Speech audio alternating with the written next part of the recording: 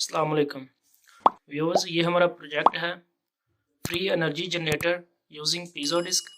तो यहाँ पर हमने 25 पीजो डिस्क यूज़ की हुई है, 5 की सीरीज़ की हुई है और इनको पैरेलल किया हुआ है। तो यहाँ से ये नेगेटिव पॉजिटिव हमने आगे सर्किट में दी हुई है।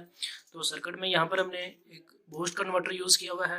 इसके बाद 4 वोल्ट की एक बैटरी है और 3 बैटरी हमने सीरीज़ में की हुई हैं, 12 वोल्ट बन जाते हैं। इसके बाद यहाँ पे सर्किट को ऑन ऑफ करने के लिए हमने पावर ऑन ऑफ के लिए स्विच यूज़ किया हुआ है। इसके बाद यहाँ पर हमने होम ऑटोमेशन का सर्किट बनाया हुआ है और साथ में जो बैटरी के वोल्टेज हैं वो डिस्प्ले किए हुए हैं और साथ में जो जनरेट वोल्टेज हो रहे हैं वो भी डिस्प्ले किए हुए हैं। इस सर्किट में हमने यहाँ पे वोल्टेज रेगुलेटर यूज़ किया हुआ है, ESP32 मॉड्यूल यूज़ किया हुआ है, 16x2 की LCD यूज़ की हुई है, 2 वोल्टेज डिवाइडर सर्किट यूज़ किए हुए हैं, 3 रिलेज यूज़ की हुई हैं। एक रिले से हम फैन ऑन ऑफ कर रहे हैं, एक से हम लाइट ऑन ऑफ कर रहे हैं और दूसरे से हम मोबाइल चार्जर ऑन ऑफ कर रहे हैं। तो यहाँ से हम पीजो डिस्क के ऊपर दूसरी प्लेट रखते हैं। तो ये सब जो हमने स्प्रिंग यूज़ किया हुआ है, पाँव से प्रेस करेंगे तो उस कंडीशन के ऊपर ये नीचे कंप्रेस होगी और जैसे ही हम पाँव हटाएंगे उस कंडीशन के ऊपर स्प्रिंग इसको वापस ले आएंगे अपनी पोजीशन पे।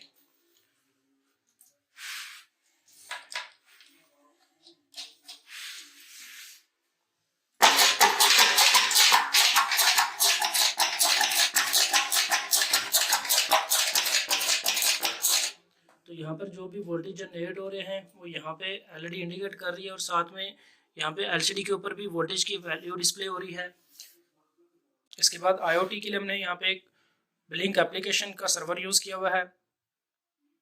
तो इसमें यहाँ पे पहले लोड ऑन ऑफ के बटन हैं, इसके बाद बैटरी के वोल्टेज हैं और इसके बाद इनपुट वोल्टेज हैं जो हमें वहाँ से पीजो डिस्क जनरेट कर रही है। अब जैसे ही हम पीजो डिस्क के ऊपर लोड डालते हैं